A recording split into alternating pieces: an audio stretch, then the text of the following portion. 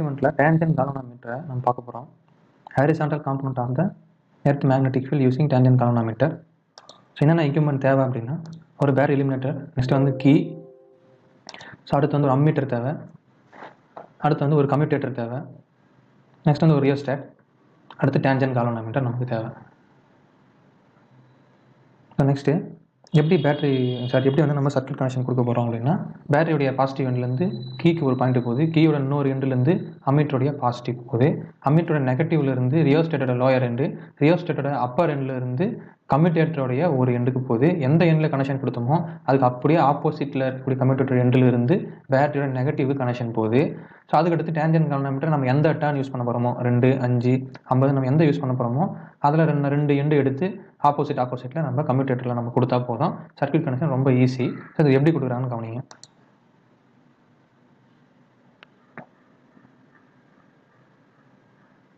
So first பேட்டரியோடைய பாசிட்டிவ்லேருந்து நம்ம connection எடுத்துக்கிறோம். So battery எலிமெண்ட்டோடைய positive 4 வோல்ட்டில் வச்சுருக்கோம். ஸோ பாசிட்டிவ்லேருந்து கீயோடைய ஒரு எண்டுக்கு நம்ம கனெக்ஷன் கொடுக்குறோம். ஸோ பாசிட்டிவ்லேருந்து கீயோட ஒரு எண்டு. ஸோ நெக்ஸ்ட் கீயோட இன்னொரு எண்டிலிருந்து அம்மீட்டருடைய பாசிட்டிவ் எண்டு. ஸோ அம்மீட்டருடைய பாசிட்டிவ் எண்டுக்கு நம்ம கனெக்ஷன் கொடுத்தாச்சு.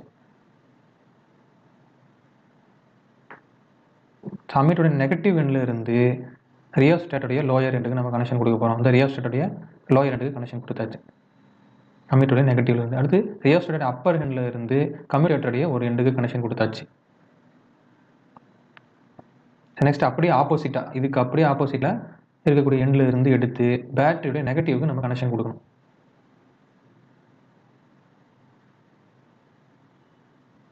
நெக்ஸ்ட் இதான் டேன்ஜென்ட் கால்வனோமீட்டரில் இது தனித்தனி பிளேசஸ் இருக்குது. ஸோ இது வந்து சர்க்குலர் காயில். ஸோ இது வந்து நமக்கு காம்பஸ் பாக்ஸு. அடுத்து இதில் இருக்கக்கூடிய குறிமுள் பாயிண்டர் இருக்குது. அடுத்து டெர்மினல்ஸ் 2, அடுத்த லெவலிங் ஸ்க்ரூஸ் இருக்குது. டெர்மினல்ஸ் வந்து 2, 5, 50ன்ற மாதிரி நமக்கு டெர்மினல்ஸ் இருக்குது.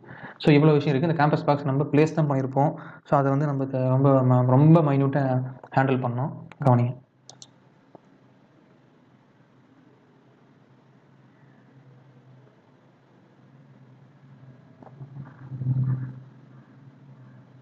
பிளேஸ்மெண்ட்டை கொஞ்சம் நல்லா கவனிச்சிங்க.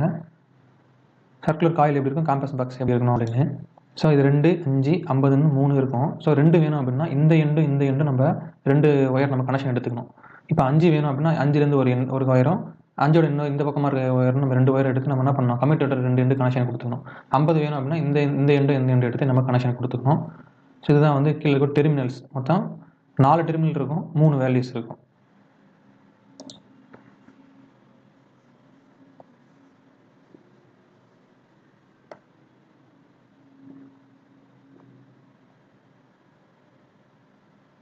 ஸோ அதை என்ன பண்ணுறாங்க, 2 ஒயர் எடுத்து 5லேருந்து இங்கே ஒரு ஒயர் எடுத்து கம்யூட்டேட்டருடைய ஒரு எண்டுக்கும், இன்னொரு ஒயர் எடுத்து அதுக்கு அப்படியே ஆப்போசிட்டில் இன்னொரு ஒயருக்கு நம்ம கனெக்ஷன் கொடுக்க போகிறோம்.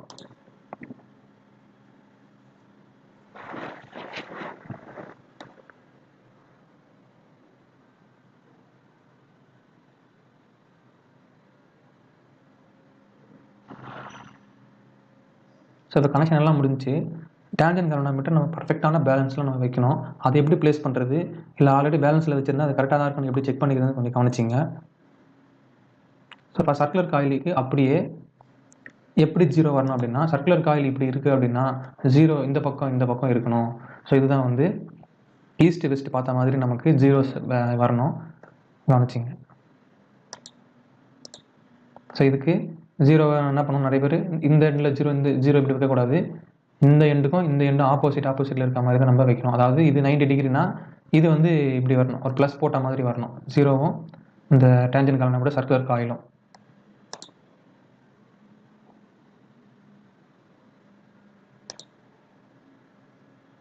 ஸோ இதுதான் பேசிக் பிளேஸ்மெண்ட்டு. அடுத்து இந்த கீழே இருக்கக்கூடிய அந்த நெட்ஸை வந்து நம்ம கரெக்டாக வைக்கணும். ஏன்னா அது வந்து பர்ஃபெக்டான பேலன்ஸில் இருக்கணும். இந்த லெவலர் வச்சு நம்ம என்ன பண்ண போகிறோம் அப்படின்னா, இந்த பபுள் வந்து கரெக்டாக சென்டர் பாயிண்டில் வந்துச்சுன்னா இது கரெக்டான பேலன்ஸில் இருக்குன்னு அர்த்தம். ஸோ அதுக்கு நம்ம கீழே இந்த லெவலரை மேலே வச்சுட்டு, பேலன்சிங் லெவலர் நம்ம மேலே வச்சுட்டு கீழே இருக்க நெட்ஸ் நம்ம அட்ஜஸ்ட் பண்ணோம் அப்படின்னா நமக்கு இந்த பபுள் நடுவில் சென்டரில் வந்துச்சு அப்படின்னா நமக்கு நம்ம டேன்ஜென்ட் கால்வனோமீட்டர் பர்ஃபெக்டாக நம்ம பேலன்சிங்கில் வச்சுட்டோன்னு அர்த்தம். கவனிங்க.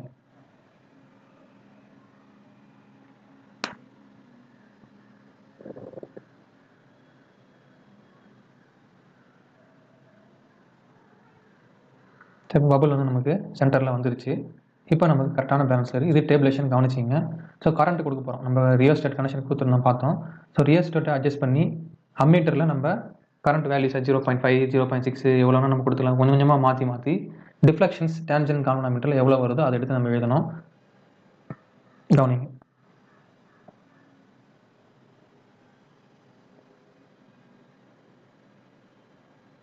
ஸோ ரியோஸ்டேட்டில் நான் அட்ஜஸ்ட் பண்ணி அம்மீட்டரில் 0.5 அப்படின்ற வர்ற அளவுக்கு நான் இங்கே ரீடிங் வச்சுருக்கேன்.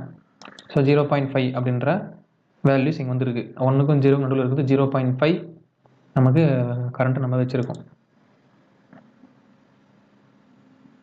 ஸோ அப்போ வந்து நமக்கு என்ன வேல்யூஸ் காமிக்குது, அந்த குறிமுள் வந்து நமக்கு என்ன வேல்யூ காமிக்குதோ, இங்கே வந்து நமக்கு 28 காமிக்குது. ஓகேவா? அந்த 28 காமிக்கிற வேல்யூயும் இது வந்து θ1. அப்படியே ஆப்போசிட்டில் இங்கே என்ன வேல்யூ காமிக்குதோ அது வந்து θ2. இது ரெண்டுத்தையும் எடுத்து நம்ம டேபிளேஷனில் எழுதிட்டா போதும்.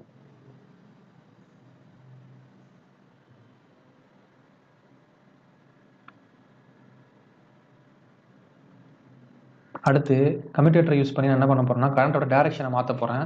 அப்படி மாற்றுறது மூலமாக நமக்கு டிஃப்ளெக்ஷன்ஸ் வந்து வேறு சைடு நமக்கு காமிக்கும். ஸோ எந்த கம்யூட்டேட்டர் வேணால் இருக்கலாம். ஸோ இது மாதிரி இருக்கலாம். இல்லை இப்போ ரீசெண்ட் டைம்ஸில் வந்து பாக்ஸ் ஸ்விட்ச் மாதிரி வருது. எப்படி பார்த்தாலும் அதெல்லாம் ஒர்க்கிங் சேம் தான். கரண்ட்டோட டைரக்ஷன் மாற்றுறது தான். ஸோ மாற்றினதுக்கு அப்புறமா வேல்யூ அதே தான், கரண்ட்டோட வேல்யூ அதே தான், டைரக்ஷன் மட்டும்தான் வேறு. இப்போ பார்க்கும்போது நமக்கு இந்த சைடு இப்படி இருந்தது, அப்படியே அந்த டைரக்ஷன் மாதிரி இந்த பக்கமாக இருக்கும். பட் பெரிய சேஞ்ச் இருக்காது வேல்யூஸில். நமக்கு 32 சம்திங் கிடைக்குது. ஸோ அதே மாதிரி இது வந்து θ3, இது வந்து நமக்கு θ4. θ3 அண்ட் θ4 இதை எடுத்து நம்ம இங்கே எழுதியாச்சு. இப்போ எனக்கு θ1 θ2 28 θ3 θ4 32 எனக்கு கிடச்சிருக்குது. இது எதுக்கு அப்படின்னா கரண்ட் 0.5 ஆம்பியரில் இருக்கிறப்ப. ஸோ நெக்ஸ்ட்டு கொஞ்சமாக அட்ஜஸ்ட் பண்ணி அடுத்த வேல்யூஸ் வைக்கிறேன். ஸோ அடுத்து 0.6 வைக்கும்போது இப்போ இன்னும் நமக்கு பேலன்சிங்லேருந்து காமிக்குது அப்படின்றத பார்த்து அதை நம்ம நோட் பண்ணிக்கணும். ஸோ இதே மாதிரி தான் நம்ம கண்டினியூஸாக அடுத்தடுத்த வேல்யூஸ், அதாவது இப்போ இங்கே நம்ம எக்ஸாம்பிள் கால்குலேஷனில் பார்க்கக்கூடிய ரீடிங்ஸ் கவனிச்சிங்க. ஃபஸ்ட் நான் 1.2 ஆம்பியர் வைக்கிறேன். அடுத்து 1.4 1.6 1.8 அப்படின்னு சொல்லிட்டு நம்ம 4 டிஃப்ரெண்ட் கரண்ட் வந்து நம்ம அம்மீட்டரில் நம்ம எடுத்திருக்கோம். அதன் அடிப்படையில் நம்ம கிடச்சிருக்கக்கூடிய வேல்யூஸ் θ1 θ2 வந்து நமக்கு 32. அதுக்கடுத்து நம்ம கம்ப்யூட்டரை சேஞ்ச் பண்ணதுக்கப்புறமா 33 கிடச்சிருக்கு. அதுக்கடுத்து 36 1.4 ஆம்பியர் நான் மாற்றினதுக்கப்புறமா 36 கிடச்சிருக்குது. அதுக்கடுத்து 1.6 42 41 கிடச்சிருக்குது. 1.8 எல்லாமே 46 கிடச்சிருக்குது. ஸோ இது நம்ம கால்வனாமீட்டரில் நம்ம ப்ராக்டிகல்ஸ் பண்ணி எக்ஸ்பெரிமெண்ட் பண்ணி எடுத்த ரீடிங்ஸ் டேபிளேஷனில் இவ்வளோ தான்.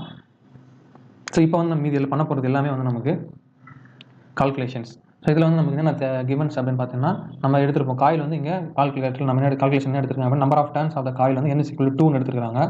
Circumference of the coil 2πr = 50 × 10⁻² அப்படின்னு நம்ம இங்கே வேல்யூஸ் நமக்கு கிடைக்குது. ஸோ அதன் அடிப்படையில் 2r வேல்யூ வந்து 15.92 × 10⁻² அப்படின்றது கிடைக்குது. நெக்ஸ்ட்டு எப்படி மீன் θ கண்டுபிடிக்கிறது அப்படின்னா எல்லா 4 வேல்யூயும் கூட்டி 4ஆல் டிவைட் பண்ணால் நமக்கு மீன் θ வேல்யூ கிடைக்கும். ஸோ இந்த 4 வேல்யூயும் கூட்டி 32 33 இது ரெண்டுத்துக்கும் இடைப்பட்ட வேல்யூ என்னதுன்னா 32.5. இது எல்லாமே 36 தான் இருக்குது. ஸோ 36. இந்த 4 நம்ம 4 கூட்டி 4ஆல் டிவைட் பண்ணால் 41.5. 41 42 மிடில் என்ன இருக்குது 41.5. ஸோ அடுத்து 46. 4மே 46 தான். ஸோ 46. ஸோ மீன் வேல்யூ கண்டுபிடிச்சாச்சு. டேரெக்டாக கொண்டு போய்ட்டு நம்ம k = tan θ ஃபார்முலாவில் அப்ளை பண்ண k = I/tan θ அப்ளை பண்ண போகிறோம். So k = I/tan θ. So first use பண்ண கரண்ட்டோட வேல்யூ என்னது 1.2. ஸோ அதுக்கடுத்து நமக்கு கிடைச்சிருக்க θ வேல்யூ 32.5. ஸோ அப்போ 1.2 / tan θ வேல்யூ 32.5 டிகிரி. இதை அப்படியே நம்ம கால்குலேட்டரில் அப்ளை பண்ணும்போது 1.884 ஆம்பியர் அப்படின்றது நமக்கு கிடைக்கும். So next I = 1.4 ampere, θ = 36 degree அப்படின்ற வேல்யூ நமக்கு கிடைச்சிருக்கு. ஸோ 36 அப்படின்றது நமக்கு கிடைச்சிருக்கு. ஸோ அதான் இந்த ஃபார்முலா அப்ளை பண்ணும்போது நமக்கு 1.927 அப்படின்ற வேல்யூ கிடைக்குது. So next I = 1.6 ampere. So θ = 41.5 degree. So இதுக்கு நமக்கு 1.808 ஆம்பியர் கிடைக்குது. ஜஸ்ட் இந்த ஃபார்முலாவில் θ வேல்யூ இதுன்னும் ஐயோட வேல்யூ 1.8 நம்ம அப்ளை பண்ணும்போது 1.739 கிடைக்குது. ஸோ இப்போ நம்ம கண்டுபிடிச்ச இந்த 4 வேல்யூவையும் கூட்டி 4ஆல் டிவைட் பண்ணால் நமக்கு மீன் I/tan θ வேல்யூ கிடைக்கும். ஸோ மீன் I/tan θ வேல்யூ 1.884 + 1.927, அடுத்து வந்து 1.808, அடுத்து 1.739 எல்லாத்தையும் அப்ளை பண்ணும்போது 1.839 ஆம்பியர் நமக்கு கிடைக்குது. So mean I by tan theta value நம்ம கண்டுபிடிச்சாச்சு. நெக்ஸ்ட்டு கால்குலேட் த BH, அதாவது horizontal component of earth magnetic field நம்ம கண்டுபிடிக்கணும். So BH is equal to mu naught n by 2r into I by tan theta. இதனுடைய unit தான் Tesla. So next mu naught value 4 pi into 10 power minus 7. எவ்வளவு n எடுத்துருக்கோம்னா நம்ம n is equal to 2 சுற்று எடுத்துருக்கோம் கால்குலேஷனில். So next 2r value நம்ம already பார்த்தோம், 15.92 into 10 power minus 2. So 2r value இங்கே இருக்குது, diameter of the coil. So diameter of coil 2r is equal to 15 into 10 power minus 2 divided by pi நம்ம apply பண்ணுறப்ப 2r is equal to 15.92 into 10 power minus 2 அப்படின்ற value நமக்கு கிடைக்குது. So அதை இங்கே apply பண்ணியாச்சு. ஸோ 10 power minus 2 மேலே போய் 10 power minus 5 மாறி இருக்குது. ஸோ இன்ட்டு 1.839 இதை எடுத்து நம்ம கால்குலேட்டரில் போடுறப்ப நமக்கு 2.90 into 10 power minus 5 டெஸ்லா அப்படின்றது நமக்கு கிடைக்குது. So the result, the horizontal component of the earth magnetic field is found to be 2.90 into 10 power minus 5 Tesla.